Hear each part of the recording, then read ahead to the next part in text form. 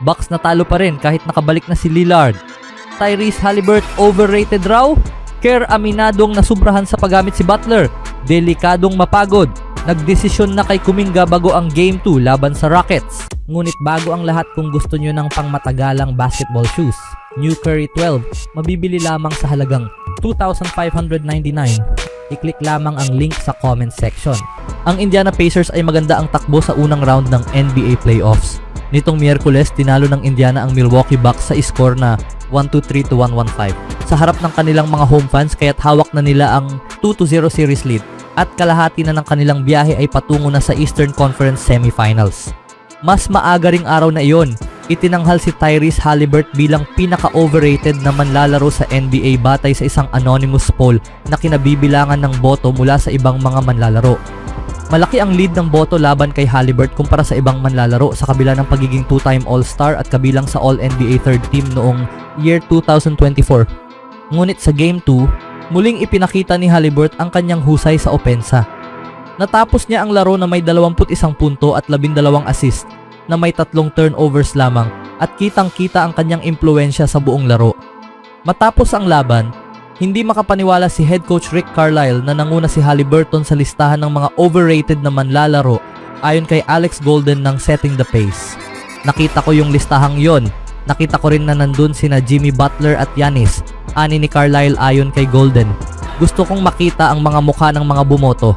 Kalokohan yan. Kalokohan yung buong polling, hindi rin naman siya nagkakamali.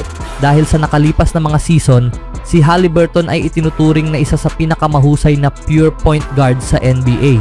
Sa season ng 2024 to 2025, nagtapos siya bilang ikatlo sa liga sa assists per game na may average na 9 na assists bawat laro.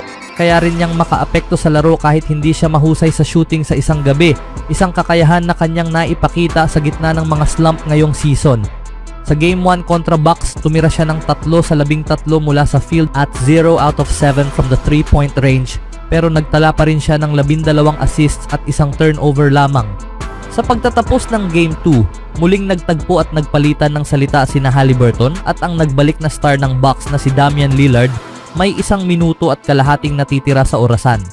Kahit may mga opisyal at ibang manlalaro sa pagitan nila, ramdam pa rin ang tensyon. Ang tunggalian ng dalawang guards na ito at ng kanilang mga team ay lalong nagbibigay sigla sa NBA fans. Habang parehong loaded sa talento ang dalawang team, maraming mata ang tutok sa mga nangyayaring off the court. Sina Tyrese Haliburton at Damian Lillard ay tila may mga natitira pang banat sa isa't isa at malamang ay inaasahang muling magpapalitan ng matitinding salita habang nagiinit ang playoffs. Sa ngayon, nasa Pacers ang momentum. Ang laban sa Sabado ay tiyak na magdadala ng kakaibang intensity kay Lillard dahil ito ang kanyang unang laro sa harap ng home crowd simula nang siya ay lumiban upang harapin ang issue ng blood clot sa kanyang binti noong kalagitnaan ng Marso.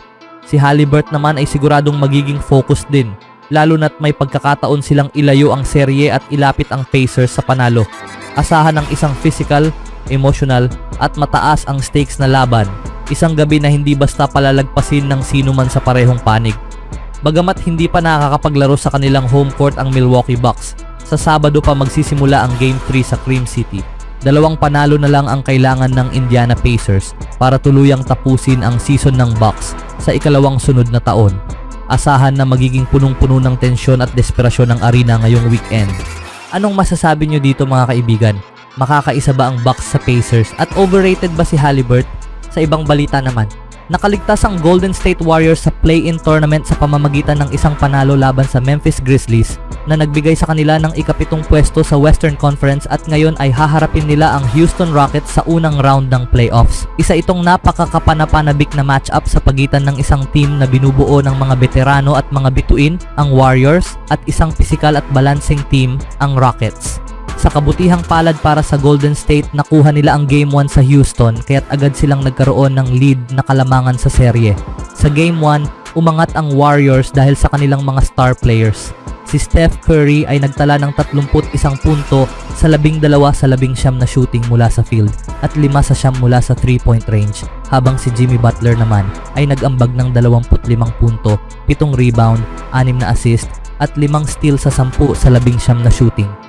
Isang malaking usapin pagkatapos ng panalo ng Golden State ay ang kanilang rotation dahil sina Steph Curry at Jimmy Butler ay naglaro ng pinagsamang 82 minuto, mas matagal kaysa sa nais ni head coach Steve Kerr.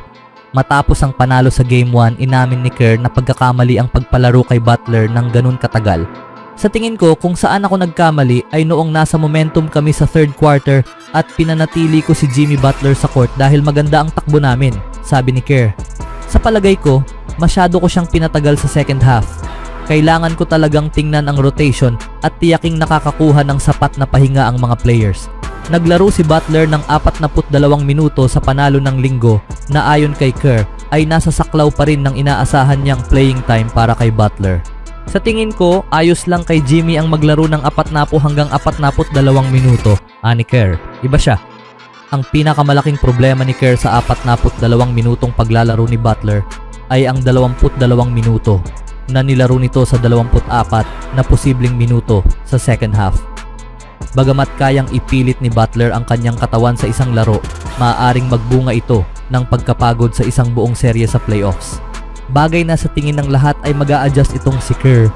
Sinimulan ng Golden State Warriors ang kanilang paghahangad ng kampyonato ng perpekto sa pamamagitan ng pagkapanalo sa Game 1. Ngayon, hangad ng Golden State na makuha ang ikalawang panalo na kalamangan sa serye sa darating na Huwebes sa Game 2 bago sila bumalik sa kanilang home court para sa Game 3 at 4. Bagamat nakuha ng Warriors ang Game 1 sa tulong ng kahangahangang mga performance mula sa kanilang star trio na sina Stephen Curry, Jimmy Butler at Draymond Green, ipinagpatuloy ni head coach Steve Kerr ang kanyang desisyon na hindi gamitin ang isa sa kanilang mga batang manlalaro na may potensyal.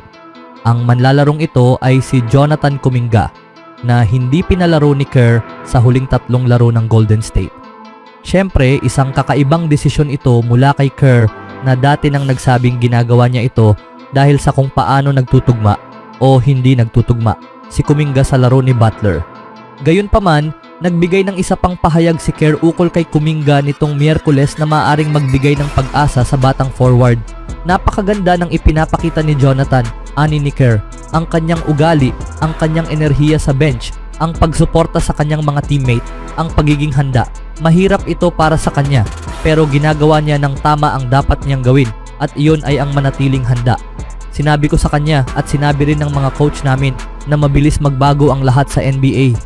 Kailangan lang niyang maging handa kapag dumating ang kanyang pagkakataon at iyan mismo ang ginagawa niya. Magugulat ako kung hindi darating ang kanyang panahon. Bagamat malamang na hindi pa rin siya palaruin sa Game 2 sa Huwebes, dapat maging kapanapanabik para kay Kuminga ang pahayag na ito ni Kerr. Binanggit ni Kerr na magugulat siya kung hindi bibigyan si Kuminga ng papel sa mga darating na bahagi ng playoffs na maaaring magbukas muli ng oportunidad para makabalik siya sa rotation.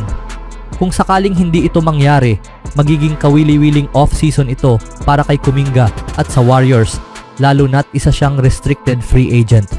Sa kabila nito, tila may posibilidad na ipasok si Kuminga ni Kerr sa mga susunod na laro sa playoffs at kung mangyayari iyon, magiging malaking tulong ito sa kinabukasan niya sa prangkisa. Ano sa tingin nyo dito mga kaibigan?